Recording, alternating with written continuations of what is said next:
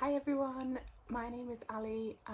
This is my first ever video, so welcome to my channel.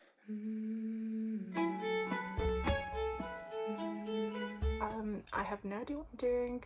I have no idea how to do videos or how to run a booktube, but I thought I would give it a go. I've been on Bookstagram for a few years now and I keep watching booktube videos, and I've been wondering whether I should try for a long time, so I thought I would finally take a leap and give it a go.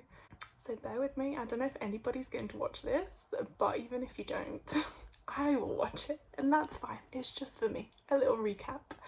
I thought I would start with one of my favourite videos, which is a book haul. I have a number of books that I ordered from Amazon that have arrived in dribs and drabs that I've been saving from World of Books, which is a used booksellers online, and also I have some books that I got from Waterstone trips here and there. So I just thought I'd start off with those. So I have my pile of books here. I guess we'll just get going. So first of all, we have Girl Interrupted by Susanna Kazan. I hope I've said that right. I believe this is just a memoir of a girl who was admitted to a psychiatric hospital in the 1960s. There is a movie based on this with Angelina Jolie, and I don't actually remember the main person. I really love memoirs. They're kind of like one of the only non-fiction I really enjoy. So I saw this and I thought I would give it a go, because I've never actually read the book, but I have seen the movie, watched it in psychology class. I'm pretty sure many people did who did A-level psychology. So yes, that's the first book. Then we have Before We Say Goodbye. So I believe this is the fourth installment of this series, which is the Before the Coffee Gets Cold series by Toshikazu Kawaguchi. This is just super cute, really nice, like fall vibes, autumn vibes in the UK. They tend to be quite similar. Each book is like sort of the same, but their stories are different, the characters are different, and it's just really heartwarming and really cute, and I really can't wait to read this next one. I've been waiting to get it in paperback because I have all the others in paperback and I cannot have books that don't match. And look, it's shiny. We do like a bit of foiling on the cover. So this one. So next we have There's No Such Thing as an Easy Job by Kikuku Tsumura. We'll go there. So I don't actually know too much about this, except I recently saw it in a couple of booktubes reviews for like autumn comfort reads, and I've seen it for a number of years. I'm not sure when it was published. I think it was 2020. So I have been seeing it around for a long time, especially around January, when people do January in Japan, like book tag, which I tend to do as well. So I do tend to read a lot of Japanese fiction in January, so I might save this until then, or if I feel like I needed a bit of like comfort read, I might give it a go, because I've heard it is quite good. So essentially it's just about a woman who wants to look for a job where she doesn't really have to do a lot of thinking, where it's easy, and has not been yet successful. Next we have, I'm pretty sure this is like a massive favourite for people, I'm very late to the party, but The Invisible Life of Addy by V. Schwab. I've not read any of V. Schwab's books. This will be the first, and it's a standalone, so I thought I would start with this one. I've also heard very good things about it. I know nothing else about it, and well, I've read the blurb, but I don't want to know any more about it than what the blurb says, because I want to go into it completely blind. I get really worried sometimes when books are really hyped online and on Instagram and on Book Talk that it won't live up to the hype, and I have had a couple of those happen. So I want to just go into it as blind as I can, and hopefully I will enjoy it as much as other people have. Next we have the entire Once Upon a Broken Heart series. So we have Once Upon a Broken Heart, we have Curse of True Love, I think is that the third one, and The Ballad of Never After as well. I'm not sure what order they go in, I can't remember. So that's by Stephanie Garber. Again, I've not read any of her books. I've not read Caraval. It's all new to me. However, I couldn't just buy the first one. I had to get all three, obviously, because what if I like it and then they change the covers or something, or I want to read it and I don't have time to order it? What do I do then? So I got all three, and they're very cute and very pretty and very pink. And again, I thought it might be quite nice for like November, December time with kind of like the fairy tale vibe. But we'll see. Again, hopefully it's really one that has not been massively overhyped. I've heard only good things about this series, and I really hope I enjoy it as much as everybody else does. Next, I Went to See My Father. This is, I don't even want to butcher this name, but Kyung Suk Shin, maybe? Apologies if I said that completely incorrectly.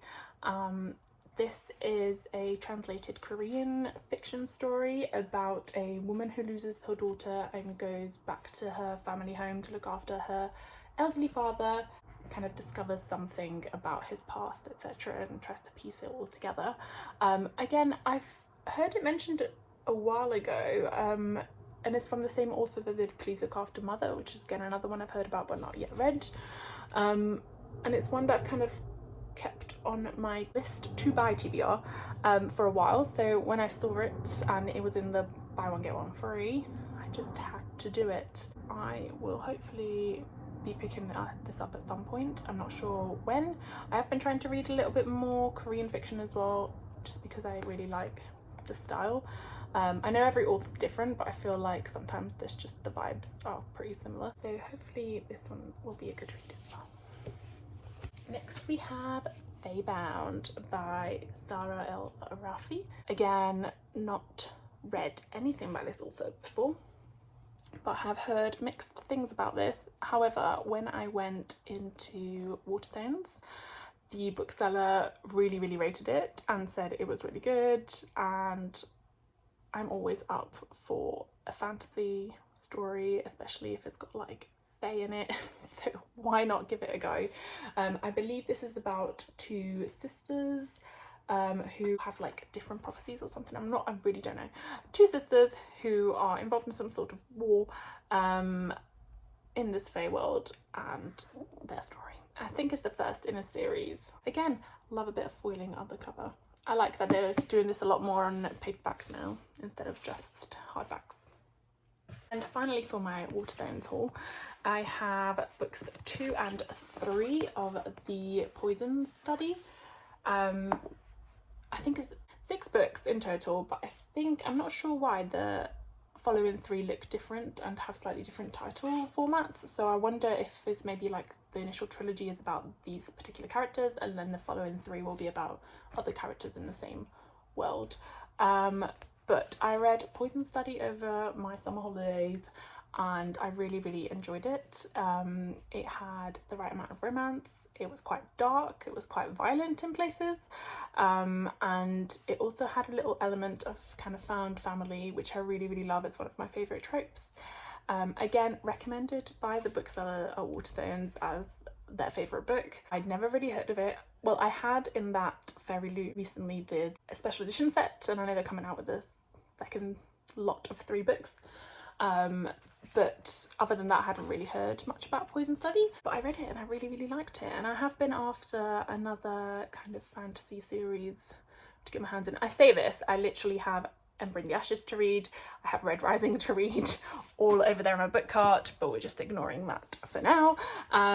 But yes, and what's great about this one is that the author recently went into that Waterstones and signed the books, so I managed to get 2 signed copies of these books. A bit sad because the first one is not signed because I bought it before she attended for an event. However, I really hope these 2 are as strong as the first one was. we'll see how it goes. I'll let you know. And now, finally, we'll get to do a bit of unboxing. So you have to bear with me because I'm scared I'm going to fall off this bed / break something. I know what I've ordered. I don't know what's in what packet. We'll just go through them and see what happens. Let me not show you my address. So first packet we have, ooh, perfect, yes. Business Casual, which is the 4th book in the Love Light Farms series by B.K. Borison. I am not a massive contemporary romance reader. I always find it quite disappointing, or I really hate insta love, like with a passion. And I really dislike miscommunication as well. So I sometimes really struggle with contemporary romance. However, this series has been so good. I've really enjoyed reading this. I think I read the first one when it was still being like independently published, because it's different to these new editions. You know, when you get that kind of like matte smooth cover and it's slightly bigger format. And then these came out, so I've got the first one in one type of edition and then the following 3 in these covers. But I really like the first one in the way it is, so I'm just going to leave it. I know I said earlier that I like all my books to match, but for this one I will make an exception because I just really like that first cover. And yeah, they're just so, again, heartwarming, really cute. The romance is really nice and I just really enjoy them. And this is the final one. I believe she's written a new book, but it's not set in this kind of world anymore, so this one kind of wraps up the Love Light Farm series, and it's about the sister of one of the other characters. So again, they're all standalones, but they are interconnected in that you meet the same characters and you might follow on in the background like the stories from the other books. So it's up to you, I guess, how you want to read them, if you want to read them at all. Right, next one, another little parcel. We'll get to like the fun cardboard ones in a minute. Okay, another great autumn read and another romance e-read. So again, I think I was feeling a bit of romance vibes when I ordered these. I've heard mixed things about this one, however, I wanted to just read it and try for myself. So from what I've heard, it's kind of like a gender reversed version of, or inspired by, When Harry Met Sally. It's very cute on the cover, very autumnal, lots of leaves and oranges and yellows, etc. I think it's kind of like Grumpy Sunshine vibes in that the girl is grumpy and the guy, he's all the sunshine. She's meant to kind of be like what Harry is like in When Harry Met Sally, and he's meant to be a bit like Sally, but we'll see.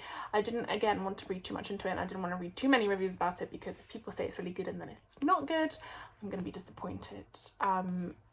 But there it is. So this is You Again by Kate Goldbeck. And now we get to the fun parcel. So here we go. We'll try and open it in one go. I'm not very good at these. Whee! That was actually quite satisfying. And we have a few books in here.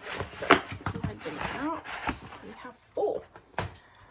Okay. And again, because it's October and I've been feeling the October vibes / autumn vibes, I maybe went a bit crazy and bought a few different books. I probably will not read this October because I've already got a massive TBR full, and maybe I'll do another video if this one goes down well with my October TBR. But I just wanted to get a few different books that I might want to read a October from now. Who knows? First of all, we have Frankenstein. I did read this many years ago. I remember, well, obviously I know the story, but I don't remember the like writing, etc. I wanted to own a copy. I don't own a copy. I have Dracula in these same editions. So these are the Wordworth's classic editions. They do also have a hardcover version of this one, but I wanted the paperback. They are starting to do some really cute editions, again with foiling on the cover, etc. It's quite cute, and they're really affordable. So this was $3.99, which is ridiculous. And yeah, I really like that they're making classics kind of accessible to the masses where they can, and their hardcovers, which are kind of like cloth bound look ones, are only like £8. So also worth looking into. I am slowly collecting all of the Wordsworth classics, both the paperbacks and the ones that I really like in hardcover. And again, maybe one day I'll do a video about those. Next we have Bookshops and Bone Dust. So I really loved Legends and Lattes. It was like the ultimate cozy fantasy read, kind of about an orc that opens a cafe. And this one is a prequel, so was published after, but happens before Legends and Lattes, when Viv gives up her mercenary career and decides to open up a bookshop, or works in a bookshop. So I'm very excited about this. I love books that feature books, or bookshops or libraries. So again, I'm very excited to read this one. I'm going to try and squeeze it into my October, if not November TBR, because I just think it'll be really cute and good. Next we have I Let the Hype Get to Me, Interview with the Vampire.